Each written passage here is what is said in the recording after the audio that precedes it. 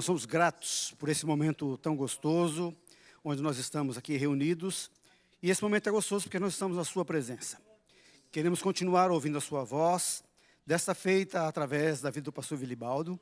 Que o Senhor possa, nosso Pai, estar usando-o como instrumento nas suas mãos, a mais uma vez desafiar o coração do seu povo, para que possamos, de fato, sairmos aqui com o nosso coração melhorado e transformado para a sua honra e glória. Continua falando conosco, queremos sairmos aqui com o nosso coração cheio, para continuarmos a nossa jornada e trafegarmos, sabendo que o Senhor está conosco, nos auxiliando em todas as nossas necessidades. Abençoa, Deus, o ministério dessa igreja, na vida do pastor Felipe, que cada vez mais e mais, momentos como esses, possam ser preparados para que o seu povo possa aprender mais e mais a sua palavra. Oramos assim e já te agradecemos em nome de Jesus. Amém. Abençoe.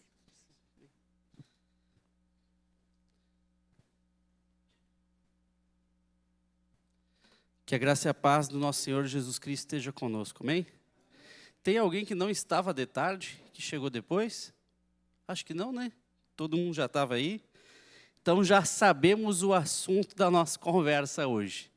Descanso em meio às turbulências da vida. Acho que dá para passar, tem slide aí sobre mim, isso aí não é mais necessário. Já nos conhecemos e vamos para o que interessa.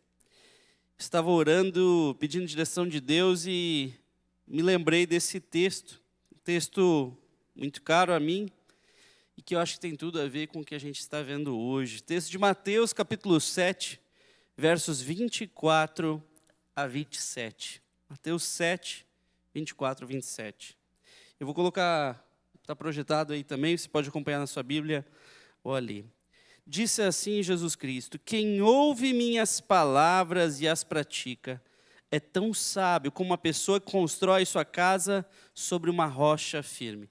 Quando vierem as chuvas e as inundações e os ventos castigarem a casa, ela não cairá, pois foi construída sobre rocha firme. Mas quem ouve o meu ensino e não pratica é tão tolo como a pessoa que constrói sua casa sobre areia.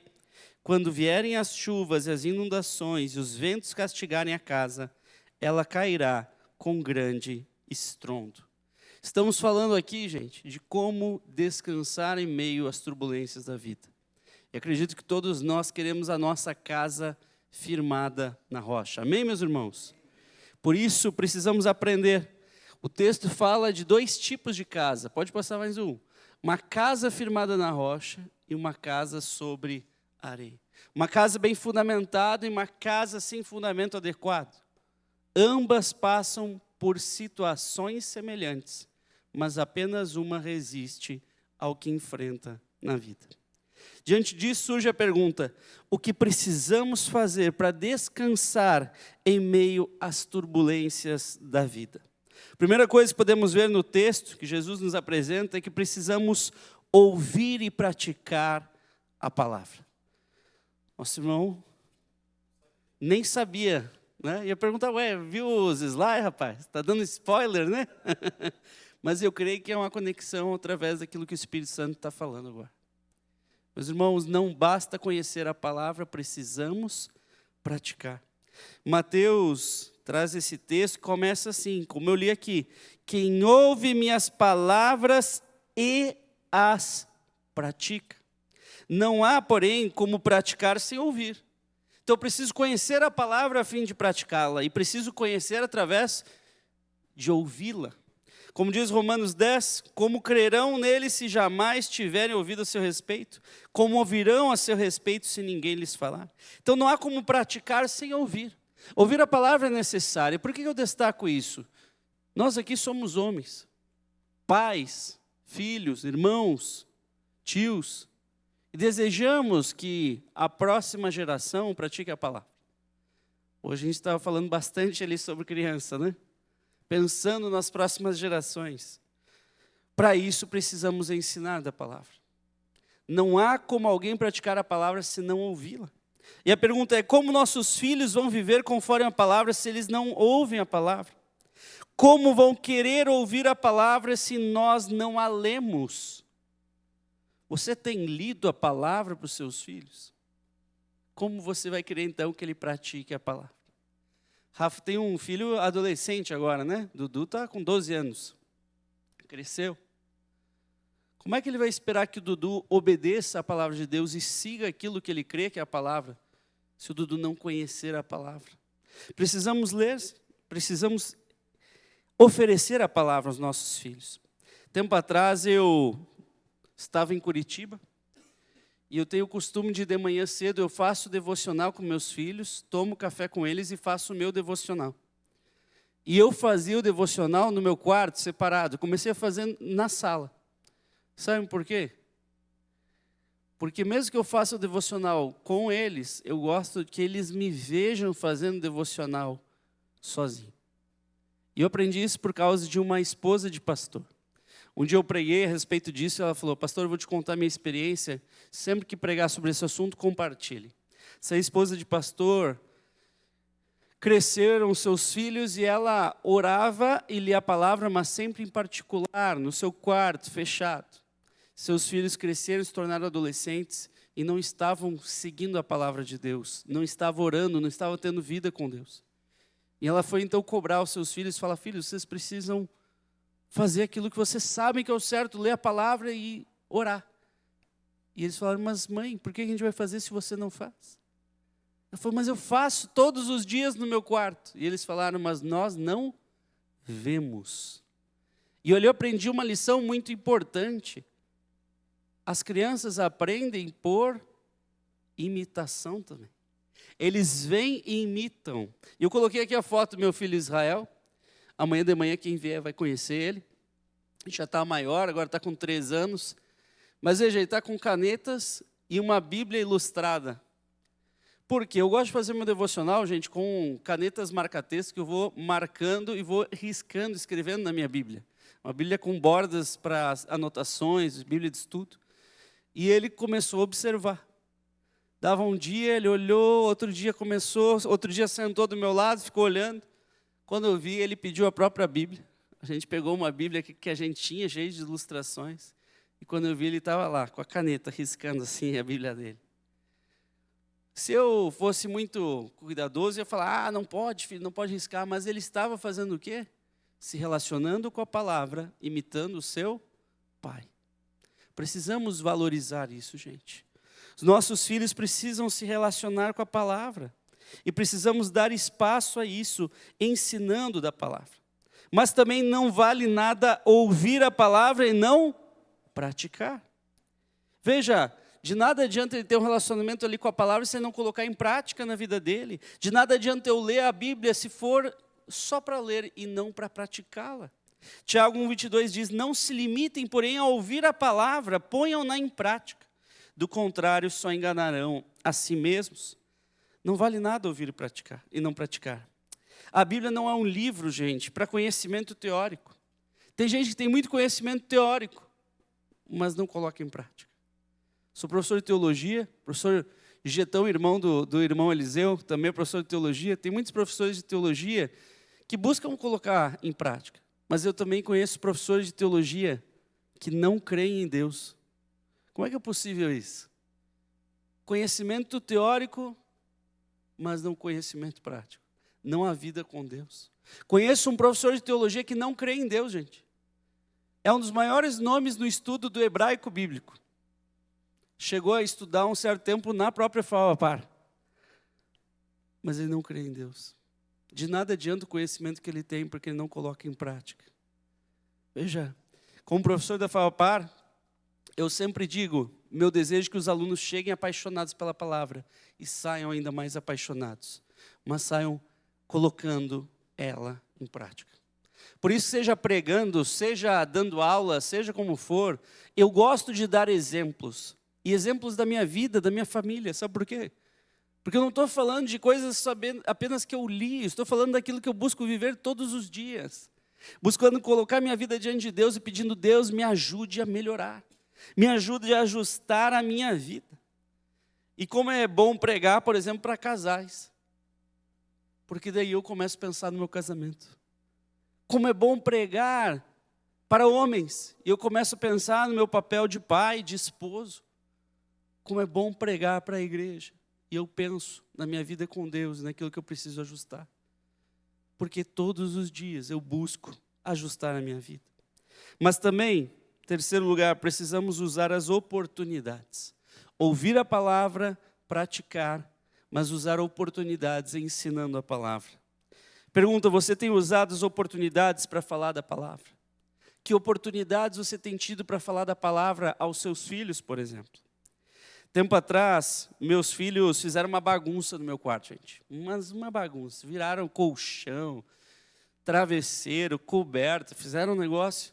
E eu ouvi o barulho e fui lá ver, já fiquei bravo, né? Eu vou dar um pito nesses piai.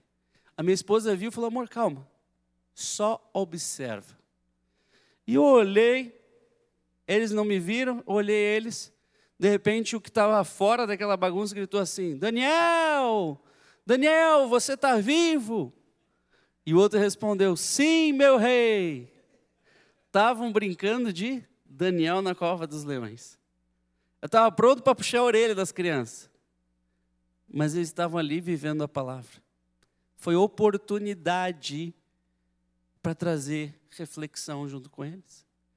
Alguns dias atrás, lá na nossa igreja, os juniores estão com álbum de figurinhas, mas o álbum de figurinhas de personagens bíblicos. E o meu filho mais velho pegou a figurinha e falou, pai, olha só, eu tirei Tomé. Eu lembro dessa história, mas eu não lembro muito bem. Pai, como é que é a história de Tomé? Eu falei, filho, vamos ouvir a história de Tomé hoje então. O pai vai contar. E minha ideia é o quê? Aproveitar a curiosidade. No devocional, então, abri a Bíblia, e li o texto e expliquei a história de Tomé. Porque a curiosidade dele conduziu a isso. Agora, quantas vezes nossos filhos vêm, papai, não, agora não, estou ocupado. A gente tem perdido oportunidades de falar aos corações deles. Veja, podemos trazer a palavra, mas além de estarmos firmes na palavra, e precisamos disso, precisamos estar firmes na rocha, que é Jesus Cristo. Quem ouve as minhas palavras e as pratica, é tão sábio como uma pessoa que constrói sua casa sobre uma rocha firme. Jesus é a rocha. É nele que nós vamos ter firmeza para aguentar as turbulências da vida. É ou não é, gente?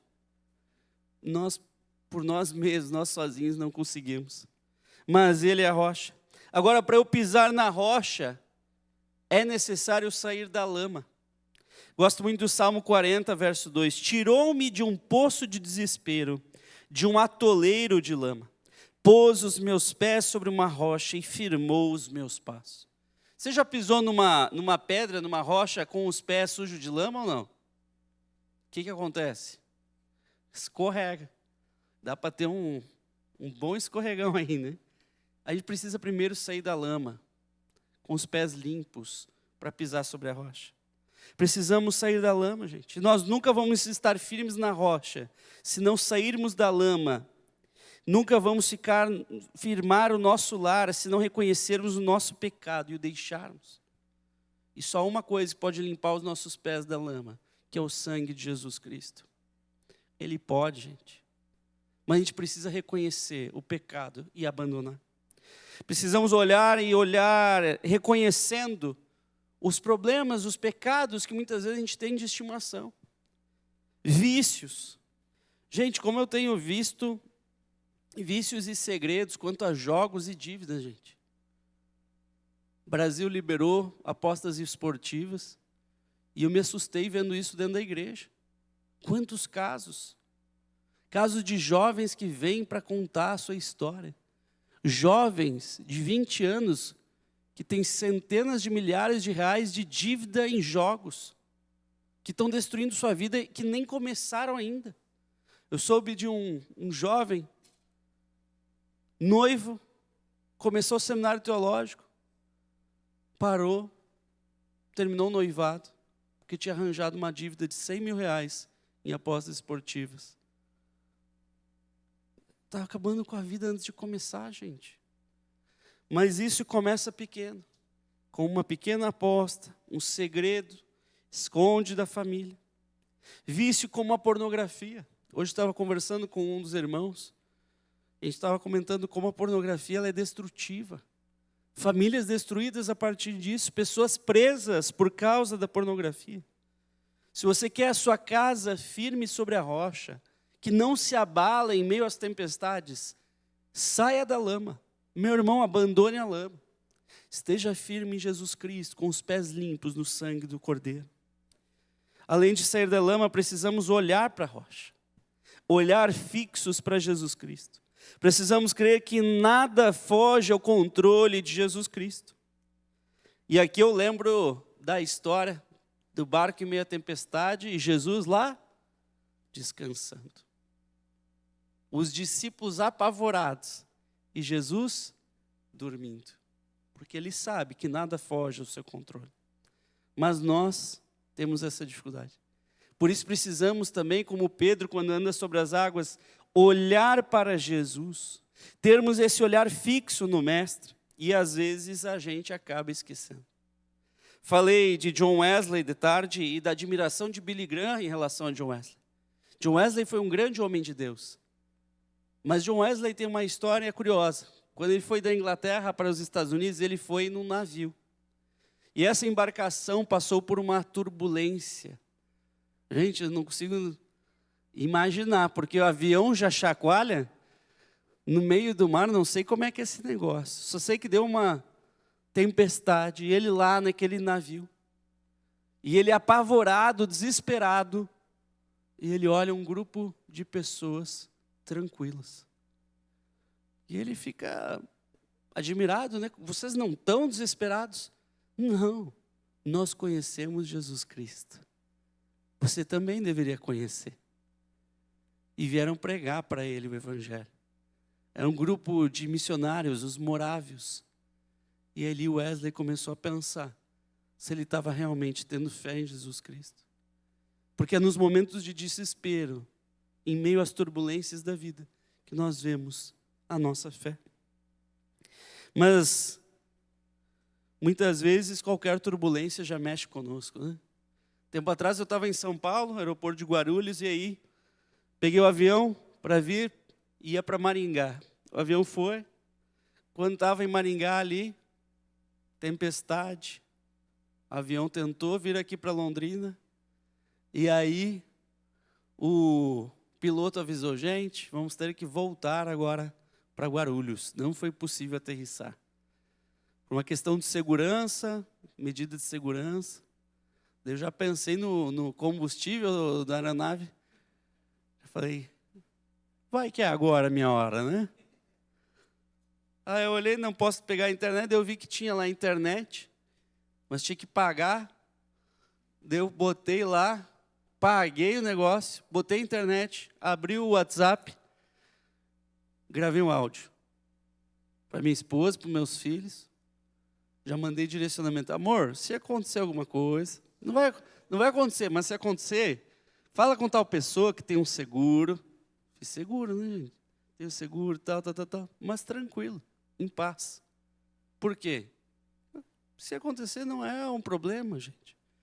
Se eu morrer, o que vai acontecer? Vou ver o meu mestre Jesus Cristo, vai ser bom demais. O problema é para quem fica, né? Mas agora com seguros, fica bem assegurado, minha esposa. Mas por que muitas vezes a gente entra em desespero? Porque às vezes a gente acha que algo foge do controle de Deus. Nada foge, nada foge. Eu sei que é difícil, gente, mas nada foge do controle de Deus. Terceiro, precisamos fazer o edifício. 1 Pedro 2 diz assim, vocês têm se aproximado de Cristo, a pedra viva. Ele é a rocha, gente. As pessoas o rejeitaram, mas Deus o escolheu para lhe conceder grande honra. E vocês também são pedras vivas, com as quais um templo espiritual é edificado. Além disso, são sacerdotes santos. Por meio de Jesus Cristo, oferecem sacrifícios espirituais que agradam a Deus. Eu sei que tem muitos pastores aqui, mas eu falo para todos os homens aqui. Somos sacerdotes santos. Ah, pastor, sou sacerdote. Não estou falando para você se vangloriar, estou falando para você assumir a responsabilidade do sacerdócio. A sua casa, ela é parte disso aqui. Que edifício que é construído e nós somos pedras? Que edifício, gente? Um templo espiritual. Que templo é esse, meus irmãos? A igreja de Cristo. Mas a sua família é parte da igreja de Cristo. Amém, meu irmão? A sua família é parte dessa igreja. Veja a sua família dessa forma. Não veja a sua família como uma casa na qual você construiu para você mesmo. Veja a sua família como um templo para o Espírito de Deus habitar. Veja a sua família como um templo no qual Deus marca a presença. Onde há ali a adoração e a glorificação ao nome do Senhor. Não veja a sua família como um edifício erigido para você mesmo, mas uma casa onde Deus habita. Veja dessa forma, meu irmão. Precisamos fazer o edifício. Nossa casa só será edificada se eu for parte do edifício, como pedra à semelhança de Jesus Cristo. Falei para vocês do porteiro que dizia: quero dar aos meus filhos, quero dar à minha filha aquilo que eu queria, mas não tinha. Mas ele não estava dando para sua filha aquilo que ele havia recebido de mais precioso. Contei a história dos nomes dos meus filhos, mas o que eu não contei é da provisão do Senhor. Antes de eu ir para Curitiba, eu estava em Porto Alegre, e Deus me trouxe uma palavra, que eu seria sustentado por Deus. E eu criei nessa palavra. Quando veio o meu primeiro filho, eu entrei em desespero, porque eu não confiei na provisão de Deus. Mas quando veio o nosso primeiro filho, eu estava na época como pastor auxiliar, mas eu não tinha um trabalho fora, recebi apenas uma ajuda de custo. Eu não tinha carteira de motorista, eu não tinha carro. Gente, meu filho veio dia 26 de março. Uma semana depois, consegui carteira de motorista. 2 semanas depois, o emprego. 3 semanas depois, o carro. Graças a Deus. Veio o nosso filho Enoque, segundo filho. A gente conseguiu comprar nosso apartamento. Graças a Deus. Veio nosso terceiro filho, Israel. Eu consegui uma promoção na Farrapar. Veio o nosso quarto filho. Deus abençoou, nos trouxe para cá. Aí minha esposa falou: pronto, vamos fazer filho, né? Que daí... Mas brincadeiras à parte, eu não estou falando isso para falar de prosperidade. Estou falando em sustento do Senhor. Em provisão, em cuidado. Não é para ter em excesso, não é para desfrutar o melhor dessa terra, como o outro falou. Não, é para Deus sustentar meu lar e eu ter tranquilidade, crendo que Ele está comigo, apesar das turbulências da vida. Crendo na provisão do Senhor, crendo que Ele está cuidando de nós. Deus tem cuidado. Mas para isso também preciso saber que as tempestades virão. Meu irmão, tempestade vai vir. Jesus fala de 2, mas os 2 enfrentam a mesma coisa. Quem ouve minhas palavras e as pratica, tão sabe como uma pessoa que constrói sua casa sobre a rocha. Quando vierem as chuvas e as inundações, e os ventos castigarem a casa, ela não cairá, pois foi construída sobre rocha firme. Precisamos aprender a ver os momentos, gente. Como diz Eclesiastes 3, há tempo para tudo. Ocasião para todas as coisas. Tristeza faz parte da vida. Sofrimento faz parte da vida. Ele não deve querer o sofrimento. Não é a intenção, né? Uma vez um adolescente orou para sofrer. Eu estava lá, pedido de oração, cada um fazendo pedido de oração, levantou a mãozinha. Eu não era nem pastor na época, eu era seminarista. Eu queria pedir para eu sofrer. Eu falei: o quê? Para sofrer? Eu falei: que eu vejo as pessoas que dizem que aprendem tanto sofrendo. E eu tenho uma vida tão boa, né? Eu estudo no melhor colégio aqui de Porto Alegre, lá em Porto Alegre. Minha família, graças a Deus, tem dinheiro. Meus pais se dão bem, se amam. Eu não tenho problema na vida. Eu precisava sofrer para aprender um pouco. Falei: meu irmão, não sei se você é sábio ou é tolo, né? Que loucura é essa, né? Pedindo para sofrer. Né? Mas tem que orar, né? Já que pediu. Tome então, né? Mas veja, o sofrimento é bênção dada por Deus também. Mas a gente nem sempre enxerga. A gente precisa aprender a enxergar da forma correta. ver o momento da vida. Veja, precisamos ver o momento reconhecendo os tempos bons e nos alegrando, e reconhecer os tempos maus e encarando. Por que não é certo ele pedir para sofrer? Porque vai ter um momento na vida que Deus vai mandar o sofrimento, não precisa pedir não, vai chegar, né? Agora, nisso, dou 2 exemplos aqui. Primeiro, lá em Curitiba, a gente aprende isso muito bem. Por quê? Qualquer momento pode vir uma chuva.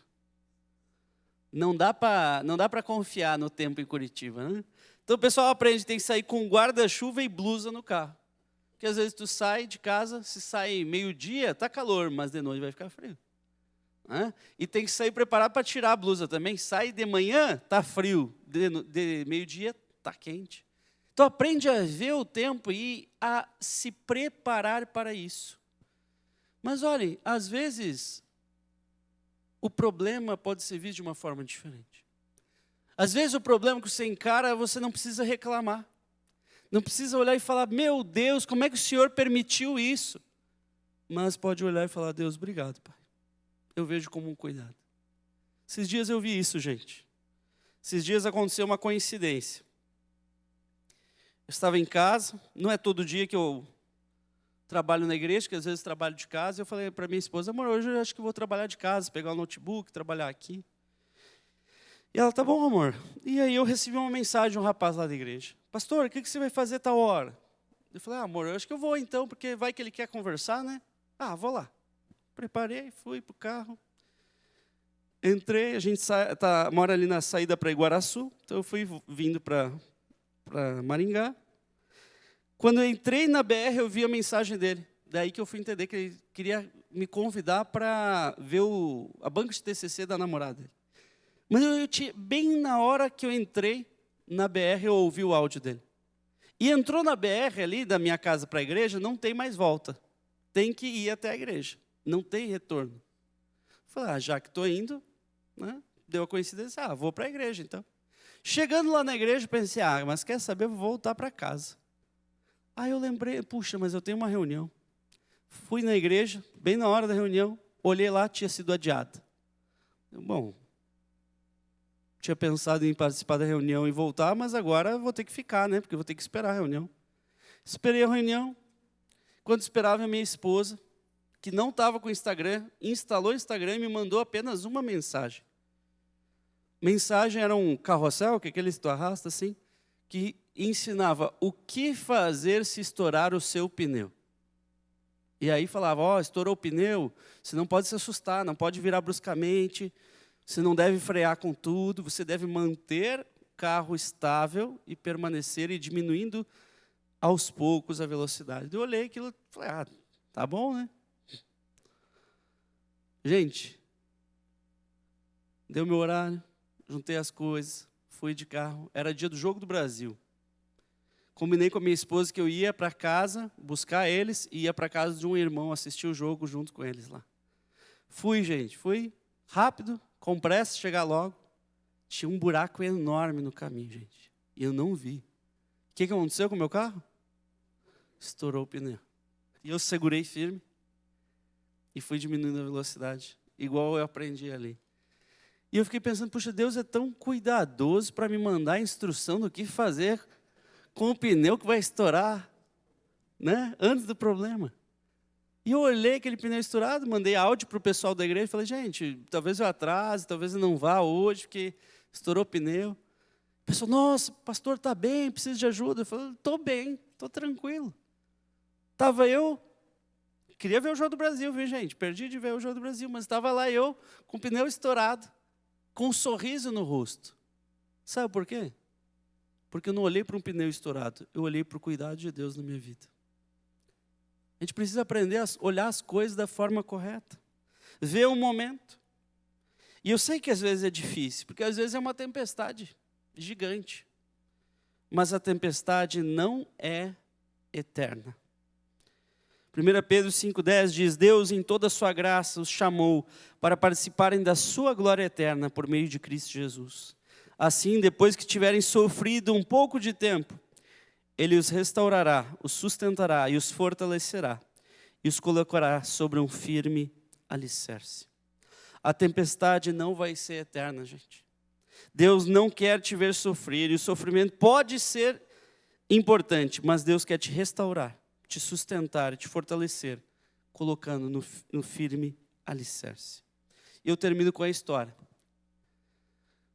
Rafa ouviu um pouco essa história. Felipe tem um pouco de spoiler dessa história. Em setembro de 2023, eu estava na FAPAR dando aula. E eu, então, falei, creio, direcionado por Deus, algo. Estava dando aula e, do nada, me veio algo na mente. E eu falei, pessoal, será que a gente estaria disposto a sofrer profundamente para glorificar a Deus? E eu comecei a falar, sabe quando você fala e você entende que é o Espírito de Deus falando através de você? Eu comecei a falar, e eu lembro que acabou a aula, fui para o carro, e eu orei e falei, Deus, tenha misericórdia, não sei qual desses alunos que vai sofrer profundamente para eu ver com uma fala dessa, mas tenha misericórdia, Senhor. Eu não sei o porquê o Senhor falou isso, mas mal sabia eu que era eu mesmo. Deus falou para mim através de mim mesmo. Chego em casa, minha cunhada chorando, e eu falo, Gabi, cadê a Ju? Minha esposa Juliana. Vili, a Ju está muito mal. A Jéssica levou ela para o hospital. A Jéssica é uma amiga nossa. E o quê? Levou para o hospital. Qual hospital? Tal hospital. Peguei o carro, fui, chego lá, nossa amiga chorando, eu sem saber o que está acontecendo. Jéssica, o que está acontecendo? Não sei, Vili, ela está muito mal. Falo com a moça secretária do hospital. Olha, eu sou a esposa da Juliana, preciso saber o que está acontecendo.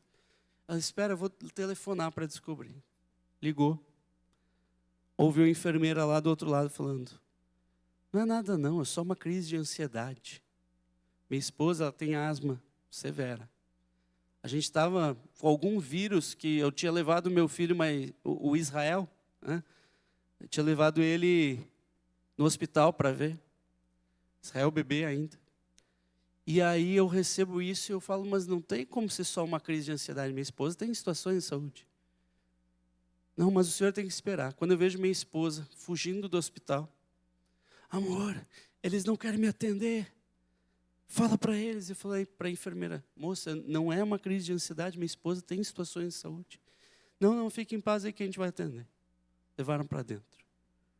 Aguardei 1 hora, 2 horas, 3 horas. De repente, me chamam. Então, a gente vai precisar internar ela. Eu falei, vocês não tinham falado que era uma crise de ansiedade? Eu preciso saber o que ela tem. Não, mas a gente não tem essa informação, só que vai internar. O senhor vai para não sei aonde. Indo, veio um médico correndo na minha direção. Espera, você é o marido da Juliana? Falei, sou. A gente vai ter que entubar, ok? Falei, o quê? Ela já deu ok, agora você. Eu preciso do seu ok, ok? Precisamos entubá-la. Ok, saiu correndo. De repente eu vou, não sei o que eu estou fazendo, sei que eu estou assinando papéis de internação. E eu não sei se eu vejo minha esposa de novo. Vou para casa e é uma noite de trevas. Tristeza, choro, aflição. E eu não sei o que fazer, e começo a orar. E então eu começo a mandar mensagem para todas as pessoas que eu conheço. Todas as pessoas pedindo oração. Eu começo a orar. Nem consigo dormir, aquele desespero. No outro dia, no horário da visita, eu vou junto com um amigo que é pastor para o hospital. Chego eu e ele, somos direcionados e falam, você espera aqui são os familiares para visitar na UTI. E começa a chamar familiares de não sei quem, familiares de não sei quem. E vai todo mundo entrando. Só eu ali e ele. O senhor é o familiar da Juliana? Sou. Então o senhor espera que o médico a médica e a psicóloga já venham falar com o senhor. Quando falaram isso, minhas pernas tremeram. Não, calma, elas vão vir explicar. Sentei, fiquei branco, pálido, passando mal já. Veio a médica, a psicóloga. Viram que eu não estava bem, se ajoelharam, abaixaram perto de mim e falaram, olha, senhor, o caso da Juliana é muito sério, muito grave. É o caso mais grave que nós temos aqui no hospital. nós já fizemos tudo o que podíamos, o pulmão dela não está respondendo, e não há muito tempo. Como não houve nenhuma melhora, é importante que o senhor saiba e já se prepare. Não há nada para ser feito. E eu recebi aquela notícia e fiquei destruído, arrasado. Eu lembro que fui para o carro e chorando e não sabia o que fazer. Cheguei em casa, pedi para cuidarem das crianças, minha cunhada, outras pessoas. Eu me coloquei em oração e eu clamava a Deus. E eu orava pedindo fé para Deus, porque eu não tinha fé suficiente. Eu dizia: Deus, eu não consigo ver saída. Eu não enxergo o milagre, mas eu creio que o Senhor pode todas as coisas. Eu comecei a orar e orar. No outro dia, fui para a igreja. Fui pela lateral da igreja, de máscara, com os devidos cuidados. Só consegui subir no púlpito, agradecer à igreja pelas orações e pedir que continuasse orando. Caí em lágrimas. Voltei e fui então visitar minha esposa. Perguntei: e agora? Nenhuma melhora. E o tempo está acabando. Porque os remédios são muito fortes e vai afetando todo o corpo. E eu lembro que eu fui para casa e clamei a Deus e disse: Deus, eu não aguento. Eu preciso da tua misericórdia. E se o Senhor vai salvar ela, Deus, por favor, me mostra agora. Me mostra com algum sinal. E me veio na mente o texto de Elias, ajoelhado como eu, pedindo a chuva, e mandando um jovem que diz: eis que eu vejo uma nuvem, uma pequena nuvem, do tamanho da mão de um homem. No mesmo instante, eu pego meu celular e eu olho, tem 3 mensagens de 3 pessoas diferentes, com o mesmo texto bíblico. 3 pessoas nem se conhecem, mesmo texto. Eu vejo uma pequena nuvem do tamanho da mão de um homem. Uma amiga nossa havia ido para o hospital. Ela foi levar o extrator, porque a minha esposa amamentava, nosso filho estava completando 1 ano de idade, o nosso menor Israel. Ela vai, encontra a fisioterapeuta lá. E a fisioterapeuta encontra: você é amiga da Juliana? Sou. Então, eu tenho uma coisa para te falar. Não é para se empolgar porque é algo muito pequeno, mas eu diria que hoje ela teve uma pequena melhora. 1% de melhora. E essa amiga, uma amiga que sofreu muito na vida, que perdeu o filho pequeno, de 3 anos, no ano anterior, se encheu de fé e lembrou das palavras da Ju para ela, quando o filho estava no hospital. Quando o filho estava no hospital, a Ju falou: nós vamos orar enquanto houver vida. E ela me mandou mensagem. Ela falou: Vili, a Ju orou comigo enquanto havia vida. Eu vou orar com você enquanto houver vida. E a fisioterapeuta disse que houve 1% de melhora. Falei: isso que eu precisava ouvir. Essa é a pequena nuvem, do tamanho da mão de um homem. Dali para frente, meus irmãos, eu não sei como, mas a minha esposa se recuperou. Quando eu vi, os médicos falaram que eu ia extubar. Quando eu vi, eu estava lá com ela na UTI.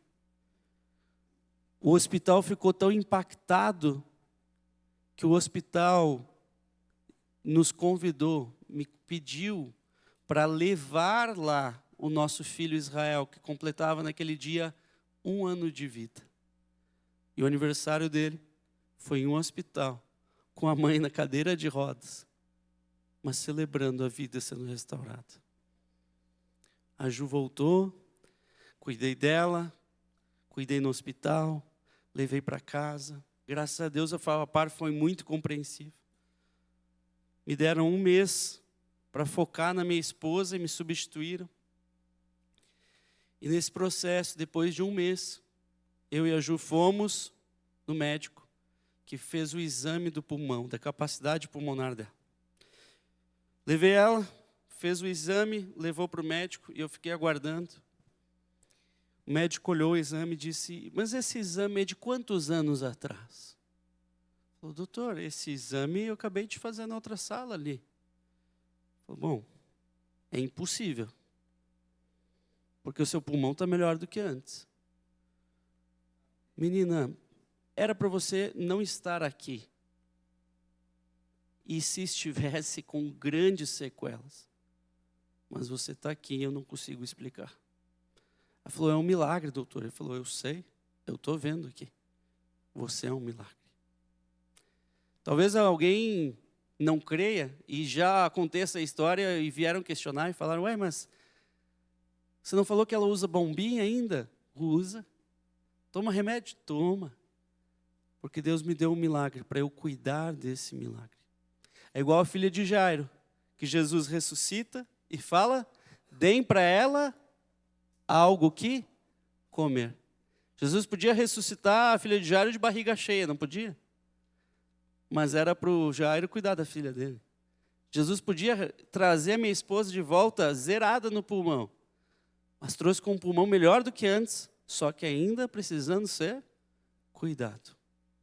É milagre, é graça do Senhor. Em meio a tudo isso, eu glorifico o nome de Deus. E por isso, Josias, o nosso quarto filho, engravidamos e muitos falaram, irresponsabilidade. Você não devia ter feito isso. E a gente falou, mas é Deus que dá a vida, é Deus que sustenta. E Deus deu. E, gente, eu não consigo explicar, mas foi a melhor gravidez da Ju. Foi o melhor parto. Eu preocupado, claro. Mas Deus deu, Josias. Deus cura, Deus sustenta. Nós somos um milagre. Temos uma responsabilidade muito grande. Porque às vezes o milagre é levar para o céu. Às vezes o milagre é diferente do que a gente espera.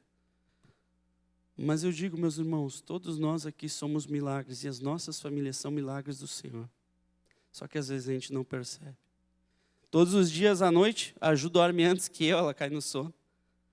E eu olho para ela e eu digo, Deus, obrigado por mais um dia com o milagre que Tu me deu.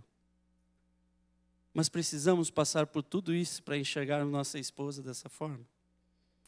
Precisamos passar por tudo isso para olhar para a esposa com aquele amor,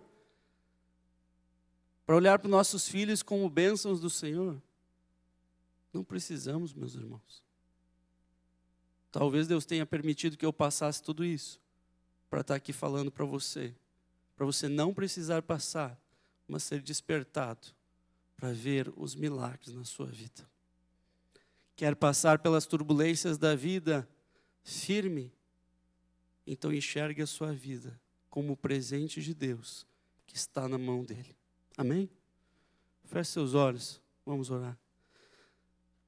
Deus, somos gratos, Pai. Somos gratos pela Tua graça sobre nós, Tua misericórdia que se renova a cada manhã.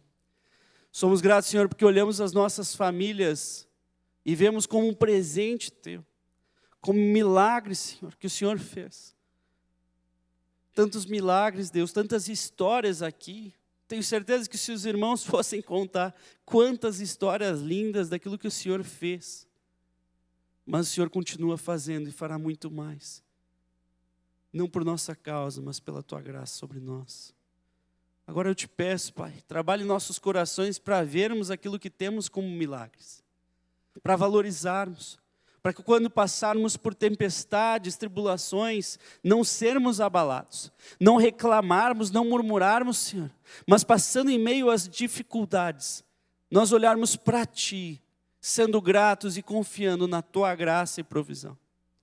Te pedimos, Deus, que esteja cuidando de cada coração aqui, que cada homem aqui possa assumir dia a dia o papel de sacerdote do seu lar, edificando, Senhor, um templo ao Senhor. Que nossas casas, nossas famílias, nossos lares não sejam edifícios para nossa honra e glória, mas sejam templos, igrejas edificadas para levar o Teu nome adiante e glorificá-lo. Esse, Senhor, é a nossa oração. Em nome de Jesus Cristo. Amém.